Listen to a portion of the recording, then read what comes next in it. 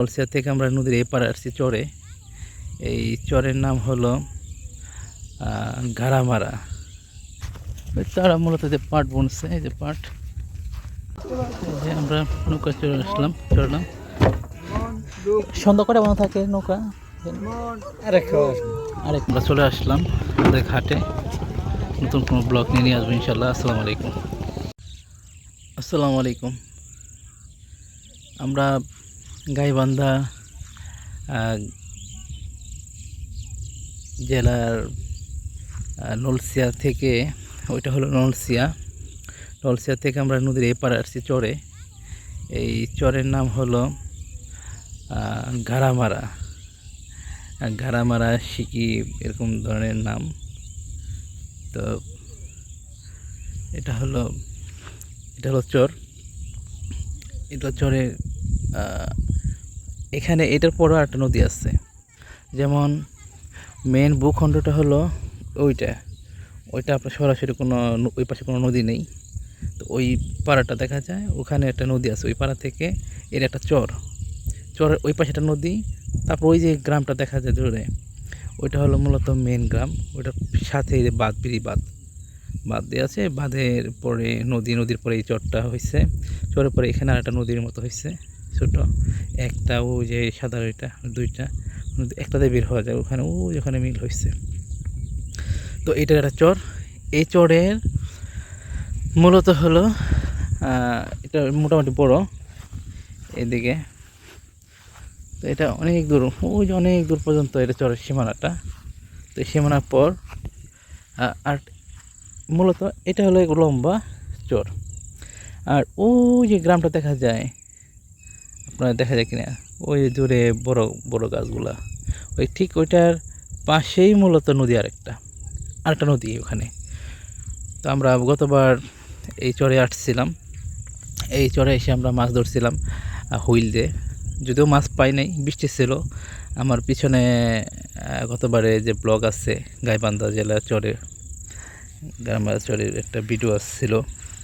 তো আমরা যখন মাছ ধরতে বের হয়েছি, বসি হয়তো ফেলছি একটা দুইটা, তখনই মূলত এটা আপনার হয়েছিল, বৃষ্টি হয়েছিল। যদি ভালো লাগছিল, খুবই ভালো একটা যেটা হয়েছিল, অভিজ্ঞতা হয়েছিল। এই দেখেন, এই যে এটা পার,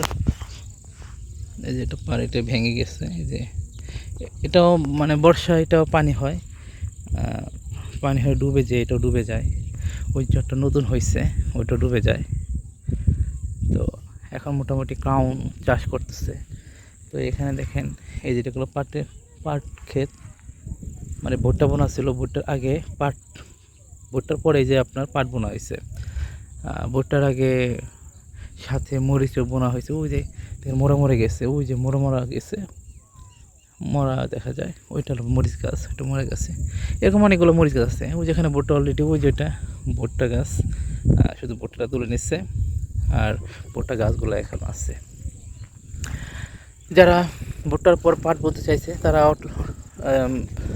ভুট্টার সাথে সাথে তুলে গাছ সহ কেটে ফেলে দিয়ে তাৎক্ষণিকই আপনার পাট লাগিয়ে দিচ্ছে।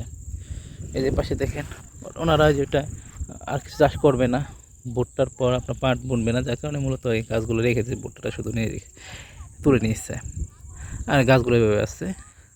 যার প্রয়োজন পড়ে বা তার খুঁড়ির প্রয়োজন পড়ে, তখন ওইভাবে ওইটা কাটবে। এখানে গাছ, যেখানে আমরা এখানে মুড়ি মাখা খেয়েছি। অনেক লোকজন ছিল, আসছিলাম আমরা। অলরেডি অনেকে চলে গেছে, তো আমি শুধু একা আছি। তো আসলে এবারকার পিকনিকটা করতে চাইছিলাম মুরগি বা খিচুড়ি। তো এবার এখানে বিয়ে আসছি, তো বিয়ের কারণে মূলত এনার্জি হয়নি। তো ফাইনালি আমরা যেহেতু বসে আসি, একটু সুন্দর সময়টা কাটাই। তো আজকে আলহামদুলিল্লাহ একটু রোদ ছিল, এখন বিকাল টাইমটা একটু রোদ নেই, খুব সুন্দর। আর প্রচণ্ড গরম গেছে, প্রচুর গরম। তো বিগত দিনের সাথে আজকে দিনটা খুবই অসাধারণ। তো আপনাদেরকে ওই পাশে নদীটা নিয়ে যেতে পারতাম, তো যেহেতু এই ধরনের আসলে ব্লগ আসলে ইচ্ছা ছিল না, একটা ব্লগ করলাম, তো যেহেতু আসলাম ছোটোখাটো একটা ব্লগ করি, এই চিন্তা করেই মূলত এখানে করা। তো আমরা নৌকা যদি আসে, সম্ভবত নৌকা আসতেছে, আমি অলরেডি চলে যাব। তো যদি যাই তখন হয়তো আপনাদেরকে নদীটা দেখাবো ইনশাল্লাহ।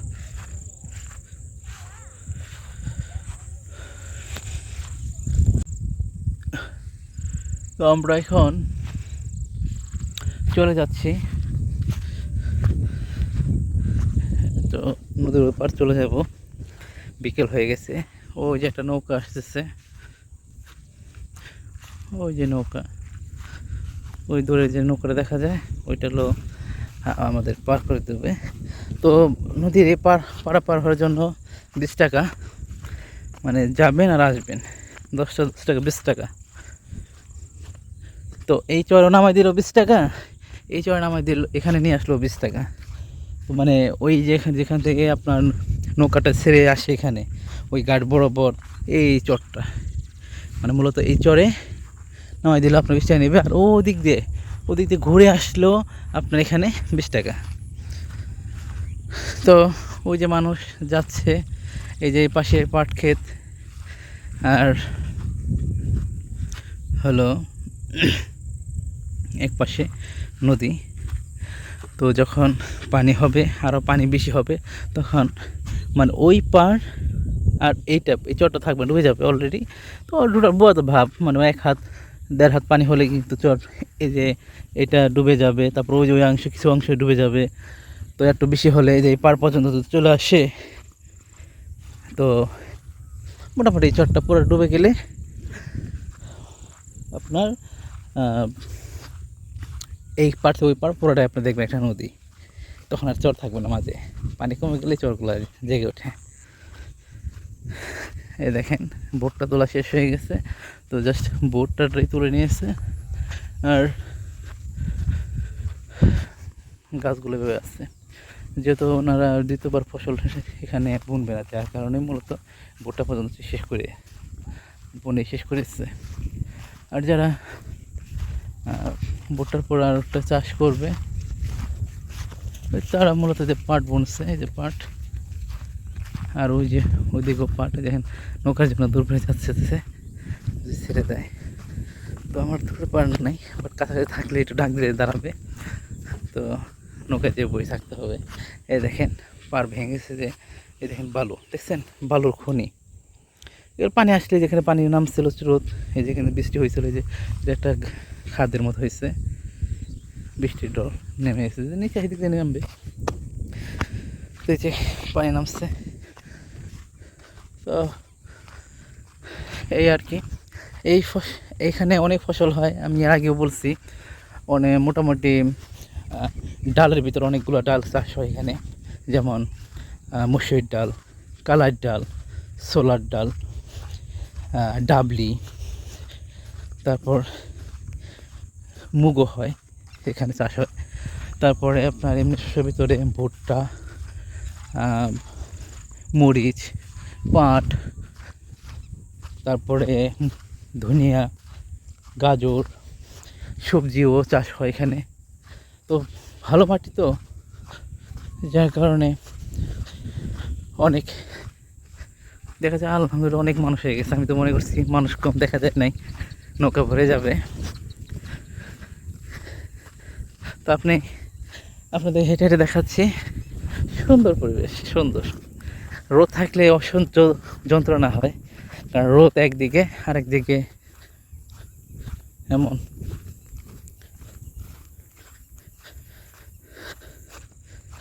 যাই হোক, আমরা ব্লগটা এখানে শেষ করব। তো আমরা আগামীতে নতুন কোনো একটা জায়গায় ব্লগ নিয়ে আসব। তো আপনি সুন্দর পরিবেশ দেখালাম, রাখি। আসসালামু আলাইকুম। ওই দেখেন নৌকা করতেছে, চলে ওই পার চলে যাবে, তো আমি ওইটাতে যাব। আসসালামু আলাইকুম। যে আমরা নৌকা চড়লাম।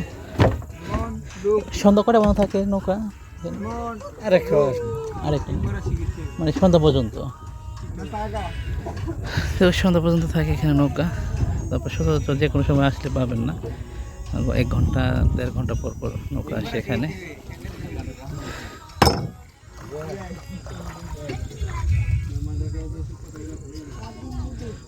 সবাই এখানকার চরের লোক, তারা এখানে জানে কখন আসতে হয় যেতে হয়। আমরা হয়তো এই রুলস জানি না।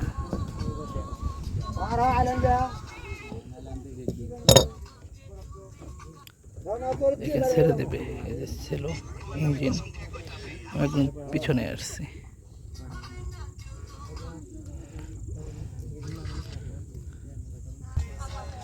মানে দেখেন মহিলা মানুষের শক্তি আছে অনেক, হাত ধরে নিয়ে নৌকা বেরিয়ে দিল। এটা হলো চরের জীবনযাপন। সবাই পরিশ্রমী, আমাদের শহরের মতো এক একটা ব্রয়লার মুরগি না, এখানে সবাই দেশি মুরগি চাই, তো কিছু থাকে সেটা, সবাই দেশি মুরগির মতো। কারণ আমাদের শহরে যারা আছে 99% হলো ব্রয়লার মুরগি, এদের সাথে পেরে উঠবে না কখনো, তারা ঘন্টার পর ঘন্টা পরিশ্রম করে যেতে পারবে।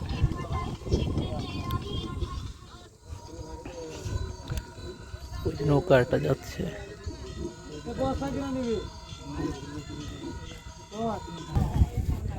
দেখেন এখন সেলো ছেড়ে দেবে, স্টার্ট দিতেছে।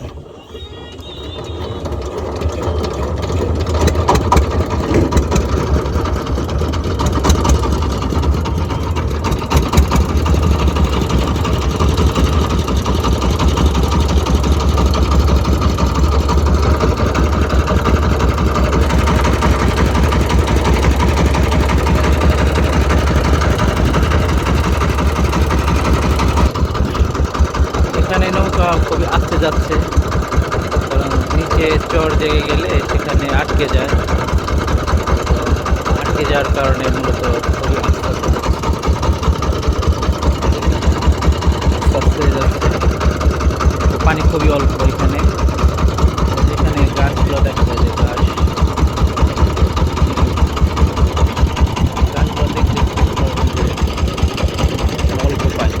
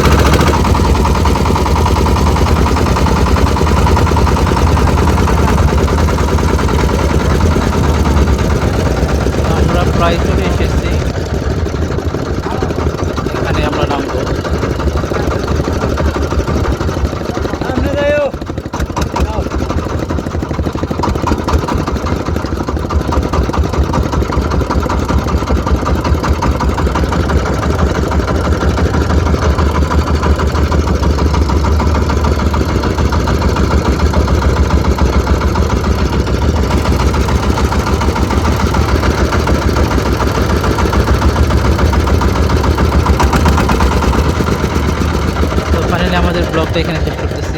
আসসালামু আলাইকুম।